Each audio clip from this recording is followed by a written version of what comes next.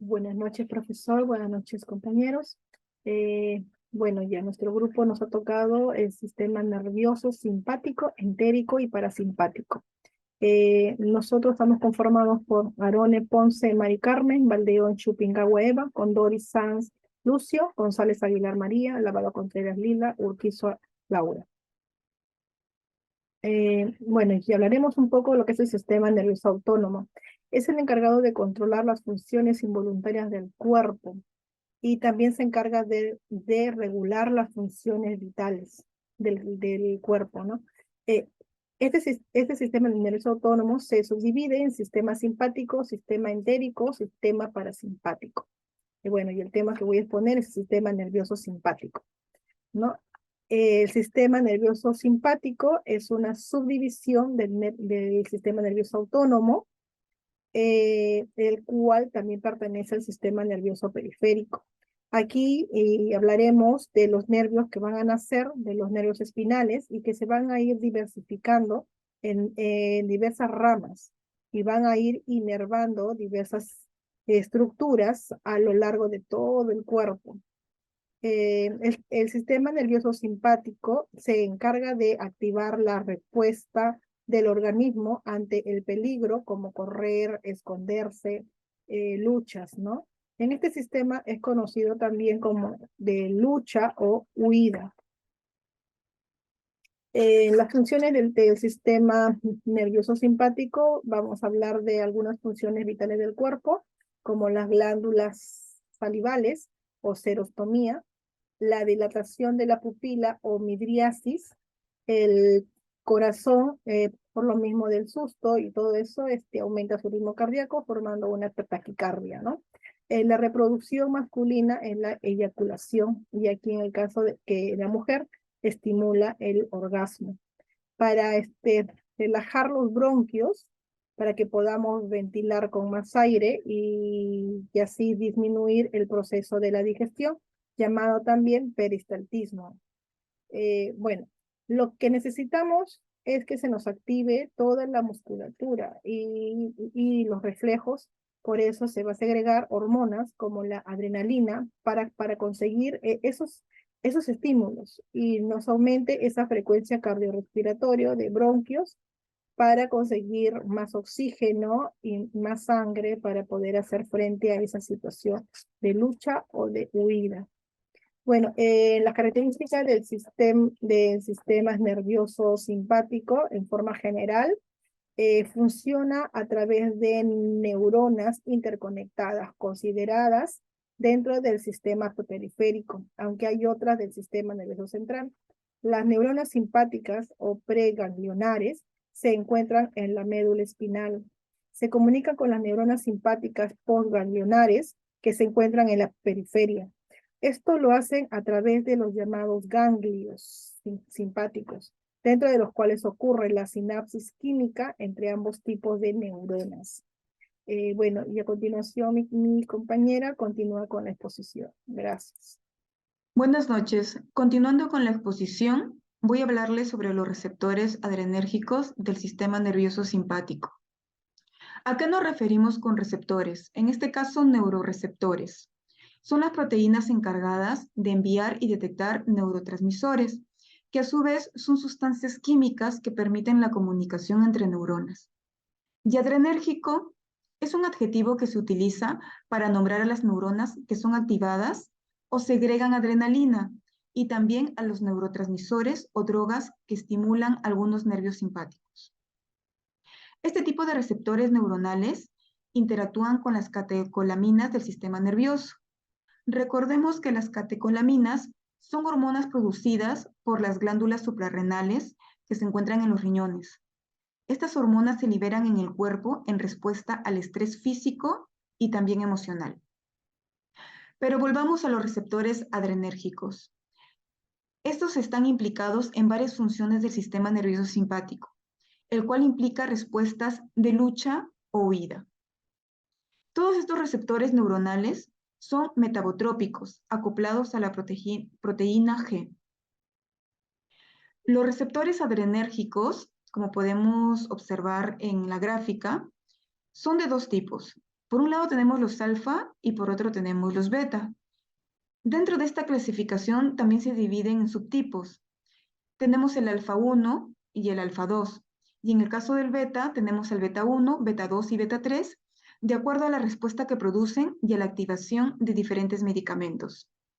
Salvo contadas excepciones, los receptores alfa 1 y beta 1 producen excitación.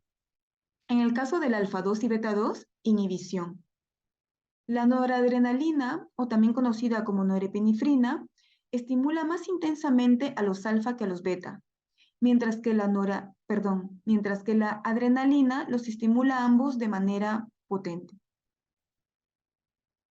Bien, en el siguiente gráfico vamos a conocer dónde se encuentran estos neuroreceptores, en qué organismos de nuestro cuerpo y qué efecto producen en los mismos. Recordemos que tenemos a los alfa y a los beta. En el caso de las alfa, estos se encuentran ligados a la proteína GQ. En el caso del alfa 1 se encuentra en el iris de nuestro globo ocular, produciendo el efecto de la midriasis, ¿no? Que es la dilatación de la pupila. El alfa 1 también está en el hígado, promoviendo la glucólisis, y en la vejiga, contrayendo los esfínteres urinarios. En el caso del alfa 2, se encuentra en el páncreas, inhibiendo la liberación de la insulina, y en la neurona presináptica, inhibiendo la producción de la norepinefrina. En el caso de los betas, estos se encuentran ligados a la proteína GS. En el caso del beta 1, se encuentra en el corazón, incrementando el gasto cardíaco. También están en las células del aparato yuxtaglomerular, incrementando la producción de la renina. En el caso de la beta 2, se encuentra en el músculo liso de los bronquios, creando la broncodilatación, las vías vasculares, aumentando la presión arterial, en el útero, relajando el mismo, en el tracto gastrointestinal, aumentando la peristalsis, y en el páncreas, aumentando la liberación de la insulina. En el caso del beta 3, se encuentra en el tejido adiposo, aumentando la lipólisis, y en la vejiga, relajando la misma. Bien, eso es lo que les puedo comentar brevemente sobre los receptores adrenérgicos. Doy pase a mi compañera para que continúe con la exposición. Muchas gracias. Continuamos con la exposición. Mi nombre es Mari Carmen Alone y yo voy a hablar sobre el sistema nervioso entérico. Este sistema constituye el conjunto más grande de neuronas fuera de la médula espinal y del cerebro, y es conocido como el cerebro digestivo. Contiene más de 100 millones de neuronas en el tracto gastrointestinal. Es la estructura celular responsable de regular nuestras funciones gastrointestinales. Incluye la movilidad, la secreción, la inmunidad local y la inflamación de los órganos que componen el aparato digestivo. Es decir, se encarga de regular las funciones importantes para la ingesta, absorción, metabolismo y digestión de los alimentos. El sistema nervioso entérico puede considerarse parte del sistema autónomo. Se desarrolla mucho antes del nacimiento, durante el desarrollo embrionario. Parte del tejido que controla la formación de los nervios migra al futuro cerebro y a la médula espinal, donde se desarrolla el sistema nervioso central.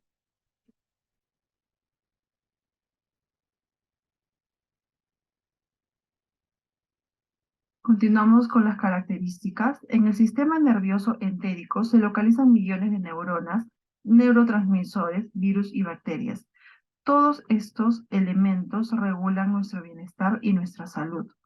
Además, hay 3 tipos de neuronas en esta región de nuestro cuerpo: neuronas eferentes, neuronas aferentes e interneuronas.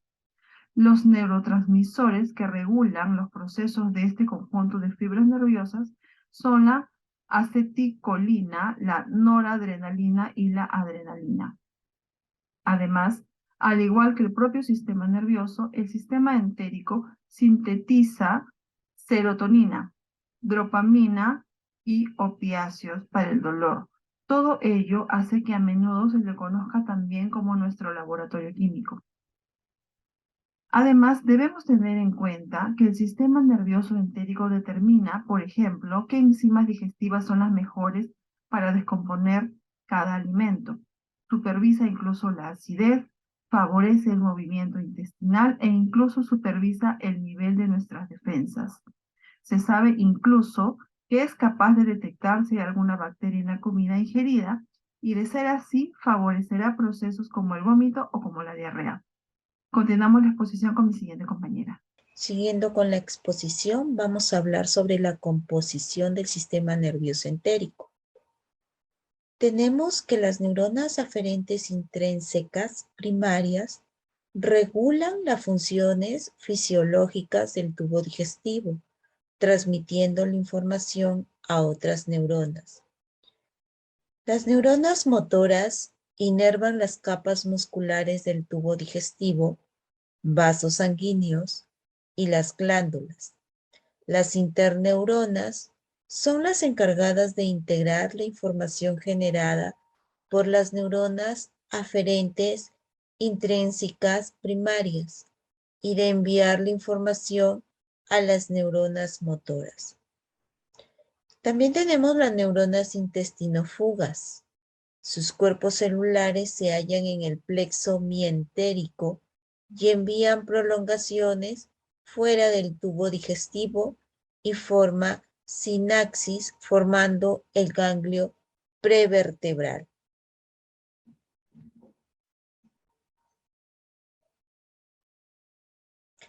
En el sistema nervioso entérico y motilidad gastrointestinal, tenemos que es la propiedad de las paredes intestinales para contraerse y relajarse a fin de que el contenido del intestino vaya de un lugar a otro, favoreciendo la absorción adecuada de nutrientes.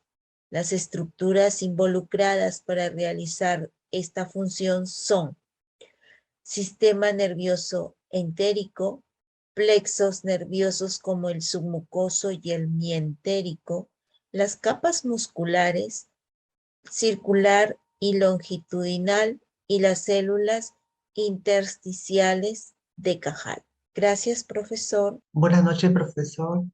Eh, Me toca hablar sobre el sistema nervioso parasimpático. Hablar del sistema nervioso parasimpático es hablar sobre el sistema nervioso periférico, que es una división del sistema nervioso autónomo. El sistema nervioso autónomo, también llamado sistema nervioso vegetal visceral o involuntario, ¿no? Este sistema nervioso, el autónomo, tiene dos divisiones principales, la parasimpática y la simpática.